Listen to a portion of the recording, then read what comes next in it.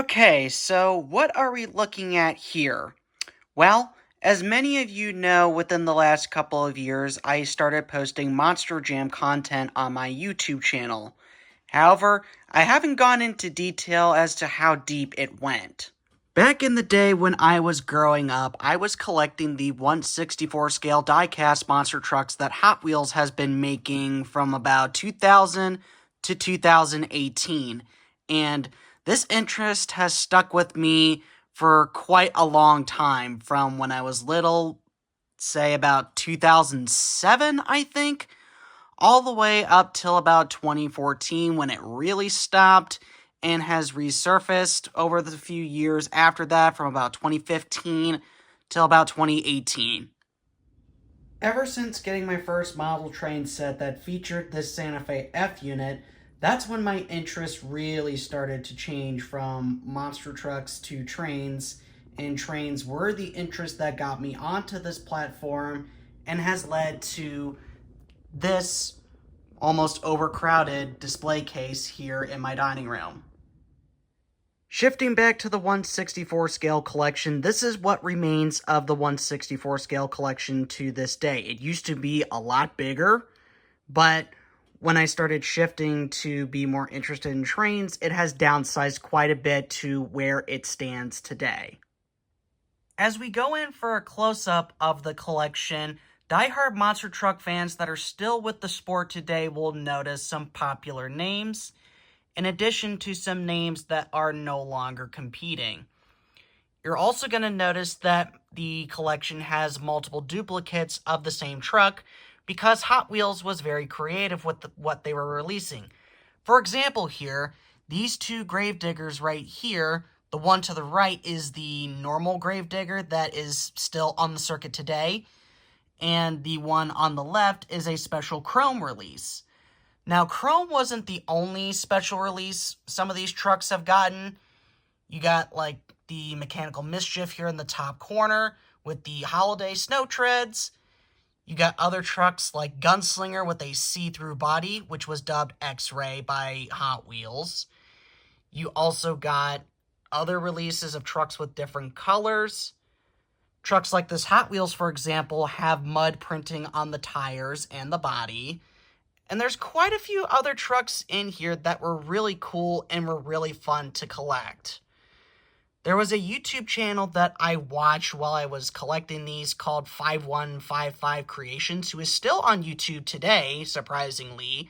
And he was the main one that helped me out with my collection and helping me find some more rare or exotic examples of some of these trucks.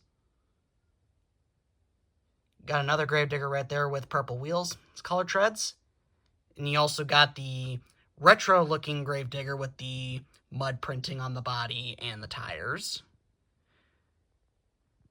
Here's a truck that a lot of people remember, Team Hot Wheels Firestorm. However, this example here has some shiny tires. Well, that was because when this truck came out, at least with this particular release, they were using plastic tires, which were similar to the cars they were making, so you can run your monster trucks down the orange Hot Wheels track. And this Black Stallion right here is also another example of that. Now, you may have noticed that some of these trucks are very dusty. This has been sitting upstairs for a number of years now, but I still have them, and I still love them to this day, even though I haven't played with these for God knows how long up to this point.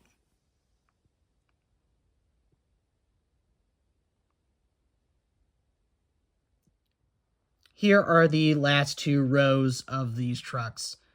The truck here that looks like a bee. It's one of the original trucks that are still with me today, Nitro Hornet. It's a really cool looking truck. Here's another Team Hot Wheels Firestorm. However, this is the World Finals design from 2017. Superhero trucks. Got Captain's Curse with a special see-through orange roll cage. That one's really cool. There's the Lucas Oil Crusader. As you can see, there's some paint chips on some of these trucks. They were played with quite a bit growing up. Here's my current favorite truck, Avenger.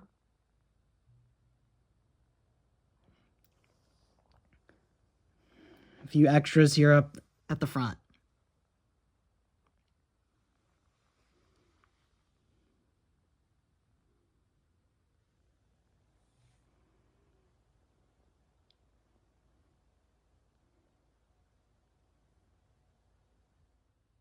Now, out of the entire collection, I'm going to pull some trucks aside that have some historical or sentimental relevance to me.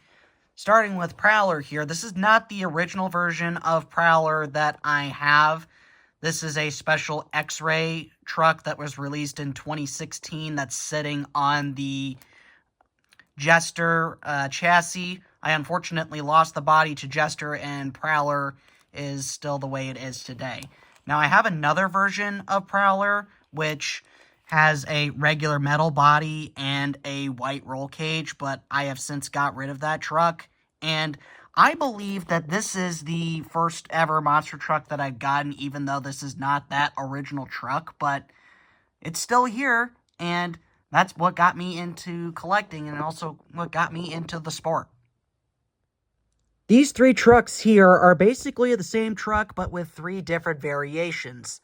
This is Blue Thunder, which was my original all-time favorite truck, because just look at that. How can you not like it?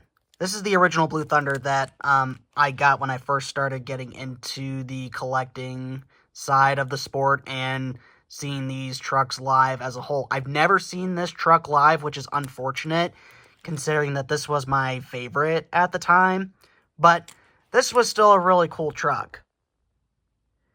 There's a little paint chip on the tailgate, but that's fine. But this is the original design, which had the Built for Tough decal on the hood, because this truck was actually sponsored by Ford at the time. But from about 2010 is when the truck went on a hiatus, and this was the next design that the truck had. And this is when Hot Wheels finally got the Ford Super Duty casting for Blue Thunder that was accurate to how the truck actually looked. And the graphics on this truck is basically how the truck looked in 2011 when Todd LeDuc took over the driving duties of this truck from Lindsay Wink when he moved to the Lucas Oil Crusader. There's the graphics on the roof of the truck as well as the hood. This was really cool. Unfortunately, though, when the truck came back, they ditched the Super Duty body and stuck with a regular body, which was a Ford F-150, and changed up the design completely. This is still a really good design. However, those two trucks right there are the ones I remember the most. And this particular diecast came out in 2014. There's the slogan on the back, "Feel the energy." So yeah, this is what my favorite truck was at the time, and it still is my favorite truck. However, it's not my favorite truck that's currently still on the circuit today. This group here is of my favorite truck currently on the circuit, which is Avenger. Now, my respect for Avenger and the driver behind it, Jim Kohler, has risen significantly over the years. I've got my picture with Jim Kohler himself quite a number of times over the years. And this truck was a really fun truck to collect, as Jim Kohler was one of those people that changed up the design of his truck, especially at the World Finals, on a regular basis. This purple one right here is one of my personal favorites. There's the flashback Avenger that Hot Wheels released in 2017 when it was on the original pickup truck. With that tealish green color, was an interesting color that they chose for this truck. This truck right here is what Avenger looks like today, with the light green with the flames on the top. The Junkyard Avenger. It's actually a matte painted truck. And then you have the dark green Avenger on the Bel Air body that came out, I think, in 2005 or 2006, because it has the metal base. All these other trucks are plastic bases. Here's one of the red World Finals Avengers, and this is the only one with that particular color that's still in the collection. Here's another pair of interesting trucks here. The one on the left is what was considered the holy grail truck of 2015, as I vividly remember watching a video from 5155 Creations who was speculating that this truck here, Ice Cream Man, was going to be made in the 1/64 scale diecast line. And about a year or so after he made that video, this truck hit stores, and when I saw it at my Target all those years ago, seeing the card, I knew exactly what it was, and I had to get it. The truck on the right here, which is looking a little bit beat up, is Samson. Now, this truck is special to me as it's a local independent team at the time that was ran by Dan Patrick. The ripped muscles on the sides of the truck were really cool. Seen this truck a couple of times, both on the Monster Jam circuit as well as the independent circuit. And I recently found out that this truck is still out there, but it doesn't compete all that often. But since I have some Ohio pride, this truck is really special to me as well. A couple of other trucks here, as you may have noticed, I packed them all up. I completely forgot about these two, but this one right here is the only truck that's part of the collection that's actually not from Hot Wheels. I don't really know who made this version of Bigfoot, but this is the only version of Bigfoot that I have that's still in one piece and in relatively good condition. I had a ramp that I would race these trucks down on when I was growing up, and this truck was really good to race down it, as it wouldn't fall off the side or make any weird moves once you got down to the bottom. Circling back to Hot Wheels here, there were quite a few, I guess you could say, chase pieces that Hot Wheels made over the years, and this is the only one I have. It's a special version of Gravedigger where the body is blacked out and you can barely see the graphics on the side unless you have them in direct sunlight. And then you also got the special Spectraflame style beadlocks. This is the only chase piece that I have, and I say that it's a good one. As we begin to wrap things up, this was one of the most dominant trucks on the circuit back then, and it was also another fun truck to collect. This was Maximum Destruction. However, it originally wasn't called that. You can kind of see the history of this truck with these three diecasts, but it was originally called Goldberg, named after the WWE wrestler of the same name. But when that sponsorship was canceled, they changed it to Team Mentz. But this is not the original Team Mentz truck that came out, because it came out a little bit before my time. But this is the special flashback edition. Let's see if they'll focus here. You can kind of see the printing on the back. But this is the special flashback edition that came out in 2017. And it was actually a full flashback, because it didn't just bring back the old name, but it also brought back the old casting that Hot Wheels used to use for Goldberg, Team Mentz, and Maximum Destruction. About 10 years into their contract, this casting then came out, which is the actual proper futuristic SUV body that Max D actually ran. It's the decals on the top and on the side. Shortly after the Decade of Destruction year, you then had this one come out, which is the one with the 3D face and the spikes on the roof. However, when that truck was first released, they were still using this body right here. They didn't make the casting for this body till 2016, where they once again made Max D accurate to how the truck actually looked on the circuit. Belonged to one of the greatest drivers in this sport, and I'm currently still in the sport, but not as heavily as I was back then when I was growing up. But these three trucks were also really cool as well. As you can tell, I really didn't prepare for this video. This was just an idea that I came up with on the fly, and that's kind of reflected in this video.